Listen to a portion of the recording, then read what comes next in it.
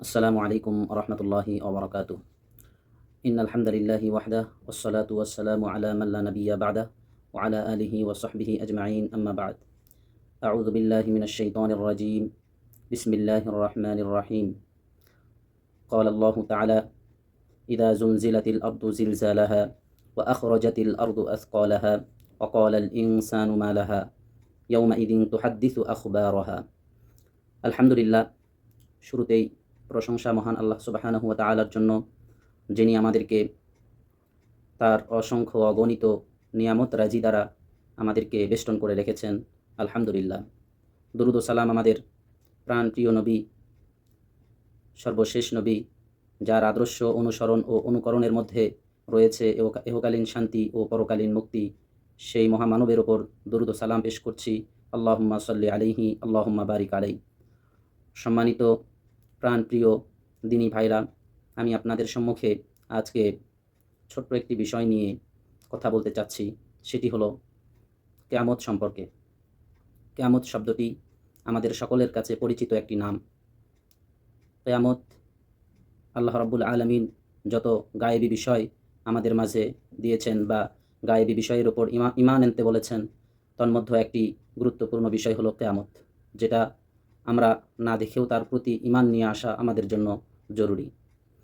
কিয়ামত সম্পর্কে কোরআন ও হাদিসের মধ্যে অনেক আলোচনা রয়েছে।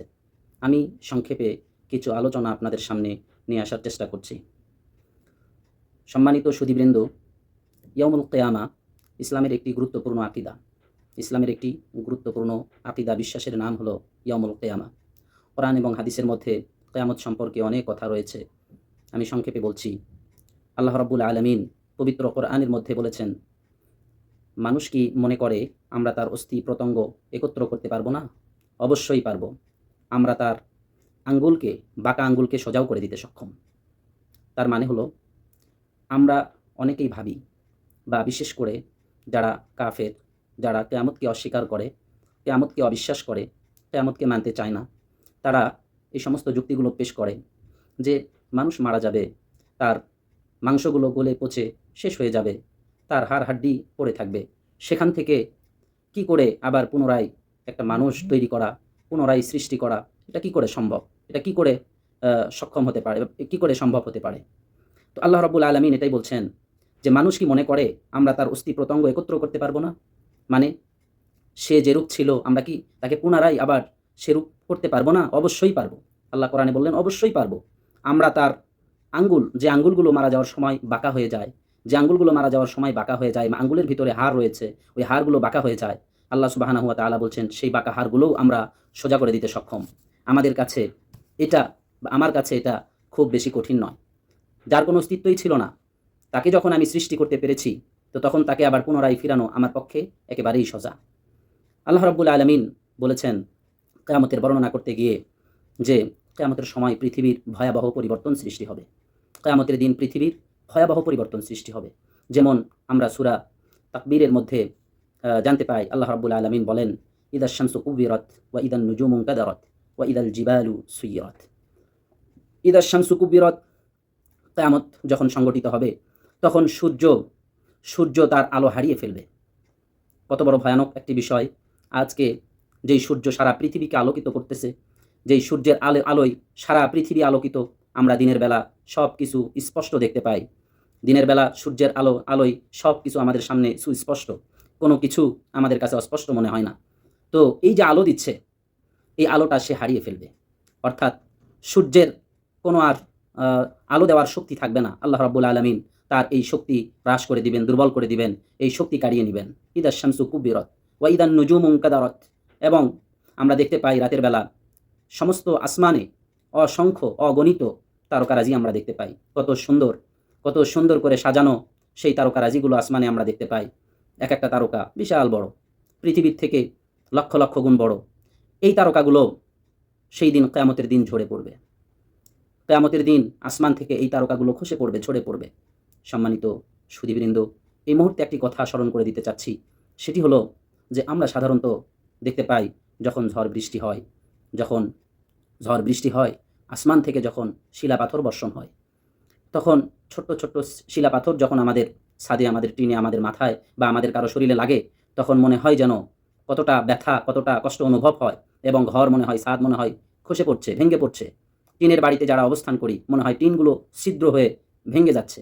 এই সামান্য ছোট্ট, ছোট্ট উপর থেকে আসা বরফের আঘাত এতটা এতটা জটিল মনে হয়, এতটা কঠিন মনে হয় এবং সে সময় আমরা লা ইলাহা ইল্লাল্লাহ বলে আল্লাহকে ডাকতে থাকি এবং নানাভাবে আল্লাহর কাছে আকুতি মিনতি করতে থাকি, আল্লাহ তুমি আমাদেরকে হেফাজত করো। তো এটা ছোট্ট একটা শিলাবৃষ্টি, একেবারেই ছোট। সেটাই আমাদের জন্য যেন কত ভারী এবং কত কঠিন এবং কত ভয়াবহ আকার ধারণ করে। ওটা যদি একটু বড় হয় তাহলে তো কথাই নাই। আর কিয়ামতের দিন আসমান থেকে বিশাল বিশাল নক্ষত্রগুলো যখন ঝরে পড়বে, আসমান থেকে বিশাল বিশাল এই তারকারাজিগুলো যখন ঝরে পড়বে, তখন অবস্থাটা কতটা ভয়াবহ হবে, কতটা মারাত্মক হবে এবং কতটা গভীর হবে, সেটা অবশ্যই আমাদের চিন্তার বিষয়। আল্লাহ পাক বললেন, কিয়ামতের দিন সেই তারকাগুলো খসে পড়বে, ঝরে পড়বে।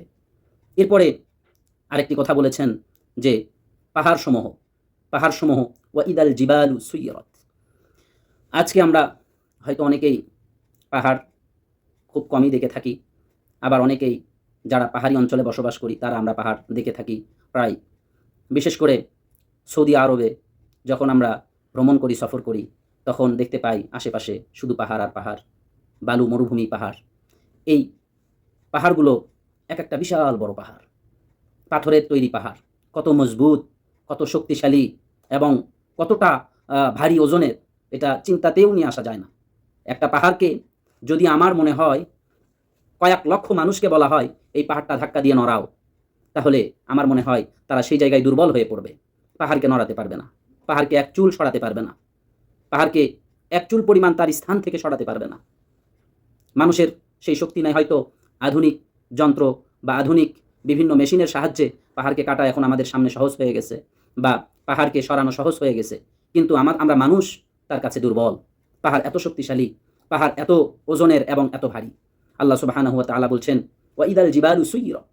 সেই দিন পাহাড়গুলো চলা শুরু করবে, পাহাড়গুলো চলা শুরু করবে। এর ব্যাখ্যায় বলা হয়েছে যে সেই দিন পাহাড়ের শক্তি থাকবে না, পাহাড় এত ওজন থাকবে না, পাহাড়ের শক্তি একদমই থাকবে না। পাহাড় চলতে পারবে মানে কি, এরকম ওজন আর থাকবে না, এরকম শক্ত হবে না, পাহাড় তুলার মতো নরম হয়ে যাবে। সুবহানাল্লাহ। এই পাহাড়গুলো আল্লাহ রাব্বুল আলামিন সেই দিন উড়াবেন, পাহাড়গুলো উড়াবেন। তার মানে পাহাড়ের কোনো বল শক্তি থাকবে না। কিয়ামত কতটা ভয়াবহ! আল্লাহ সুবহানাহু ওয়া তাআলা এইভাবে কিয়ামতের বর্ণনা কোরআনুল কারীমের মধ্যে বিভিন্ন জায়গায় নিয়ে আসছেন।